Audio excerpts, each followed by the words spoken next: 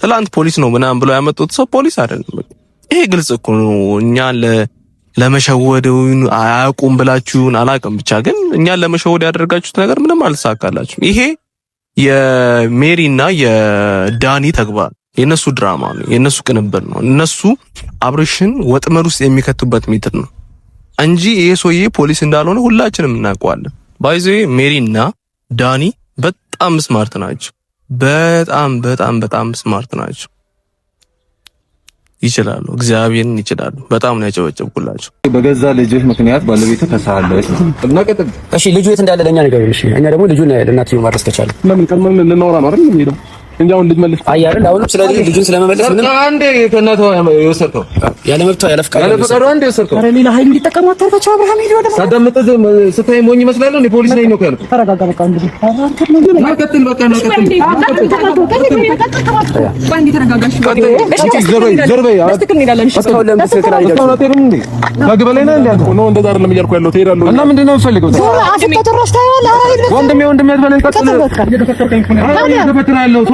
ስንት ደቂቃ እንደጠበቁት ነው አዳመጥኩ። አንዴ እሺ በቃ እንግዲህ ተረጋግተን እንሄዳለን። በቃ አንቺ አላወራሽም። እሺ በቃ ሂዱ ነው የተባላችሁ።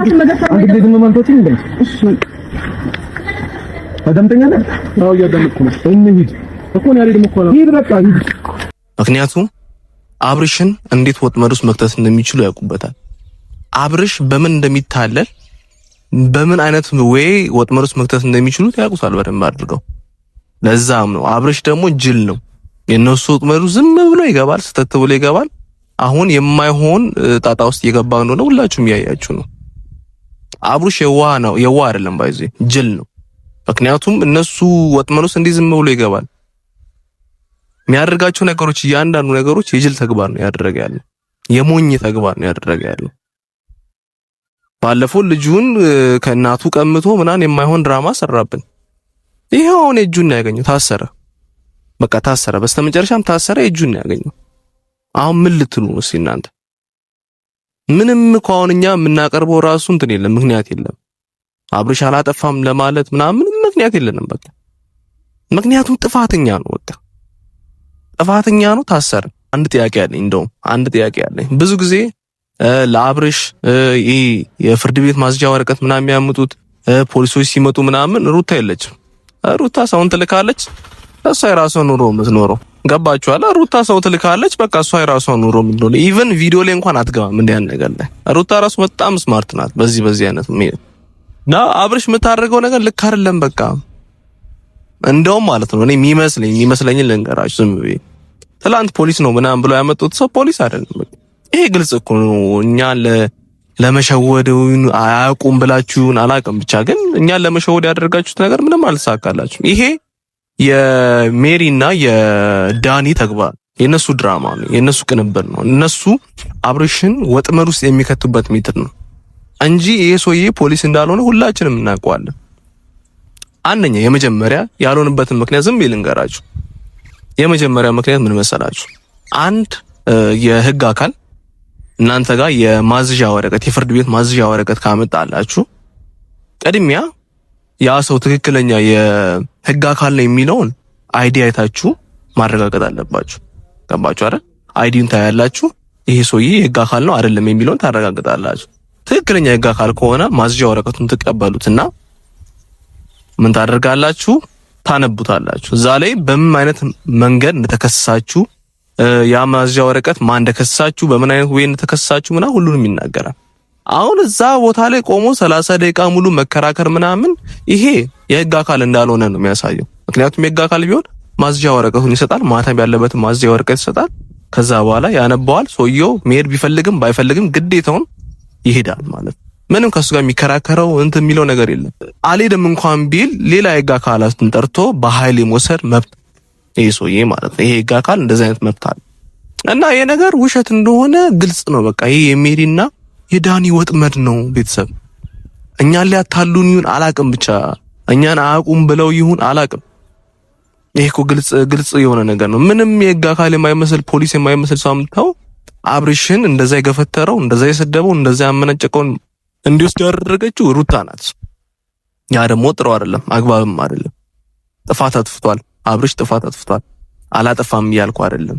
ጥፋት የለበትም ያልከው አይደለም፣ ግን ጥፋቱንም ደግሞ በአግባብ ነው መወሰድ ያለበት እንጂ አሁን ለምሳሌ አብርሽ ጥፋት ስላጠፋ በቃ በእንዲህ አይነት መንገድ መወሰድ አለበት ብዬ አላምንም እኔ። ያ ደግሞ ልክ አይደለም። አሁን ምንድነው እዚህ ጋር ሜሪና ዳኒ ይመጡና ምናምን በቃ ለሩታ ጠበቃ ነን፣ ለሩታ እህት ነን፣ ወንድም ነን፣ እኛ ያለን ማንም እሷን አይነካትም አይነት መንገድ ይወስዱና እነሱ ግን የራሳቸውን ነገር ነው የሚያስፈጽሙበት። እዚህ ጋር የራሳቸውን ቪው ነው። ትላንት የተለቀቀው ቪዲዮ ማን እንደሆነ አይታችኋል ሁላችሁ። ዳኒ ላይ የተለቀቀው አይታችኋል አይደል? ይሄ ሁሉ ነገር የሚያቀነባብሩት ሜሪና ዳኒ ሆኖ ነው እንጂ ሩታ እንዲህ አይነት ክፋት አለባት ብዬ በራሴ አልገምትም።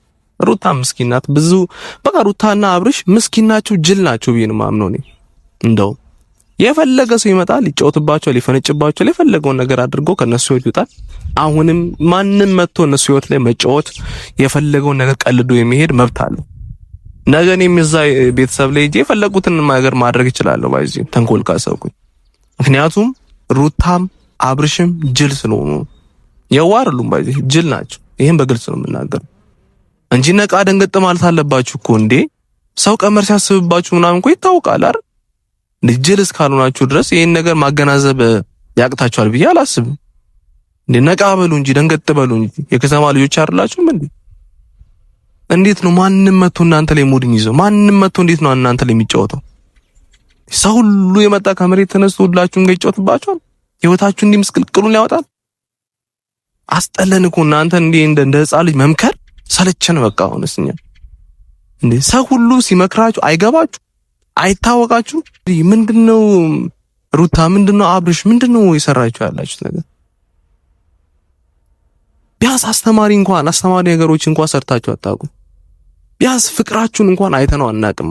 ሁሌ ጥል፣ ሁሌ ጸብ፣ ሁሌ አንዱ ሰው ሲታሰር፣ አንዱ ሲፈታ፣ አንዱ ሲከስ፣ አንዱ ቀመር ሲቀምር፣ አንዱ ተንኮል ሲሰራ እንዴ ይሰለቻል እኮ ለኛ። እኛም በምናየው ይሰለቸናል። በቃ ይሄ ነገር አንድ ቀን እንኳን ደህና ነገር ስሩበት እንጂ አንድ ቀን እንኳን የሆነ ሰውን ያስተምራል፣ ይሄ ነገር አሪፍ ነው ያዝናናል ብላችሁ የምታስቡትን ነገር ስሩበት። ሁሌ ድራማ ግን ያስጠላል፣ ይሰለቻል።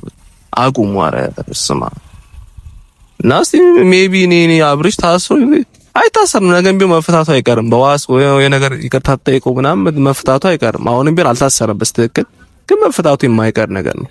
ገባችሁ አይደል? እዛ ነገሮችን እነ ሜሪና ዳኒ የሚሰሩትን ተንኮል ቆም ብላችሁ ብታስቡበት በጣም ቀላል ነገር ነው። የነሱ ተንኮል ቶሎ የሚገባችሁ ቢያስባለሁ። ነቃ በሉ፣ ደንገጥ በሉ፣ አትፍዘዙ፣ ጅል አትሁኑ። ማንም ሰው የመጣ ህይወታችሁ ላይ አይጫወትባችሁ ነው የምለው።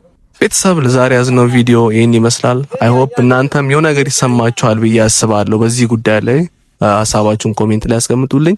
በያላችሁበት የዓለም ዳርቻ ሰላማችሁ ብዝት ይበልልኝ። በጣም የምወዳችሁ በጣም የማከብራችሁ፣ ለምታሳዩን ሰፖርት በሙሉ ከልብ አመሰግናለሁ። ሰላም ሁኑልኝ። ከውጭ ሀገር ያላችሁ እግዚአብሔር አምላክ ለሀገራችሁ እንዲያበቃችሁ የሁል ጊዜ ጸሎቴ ነው። ከልብ ነው ማመሰግናችሁ። እስከ ቪዲዮ መጨረሻ ድረስ አብራችሁን ስለሆናችሁ። በቀጣይ በሌላ ባሪፍ ቪዲዮ እስክንገናኝ ድረስ መልካም ቀን ይሁንላችሁ። እዛ ሰው ይበላል።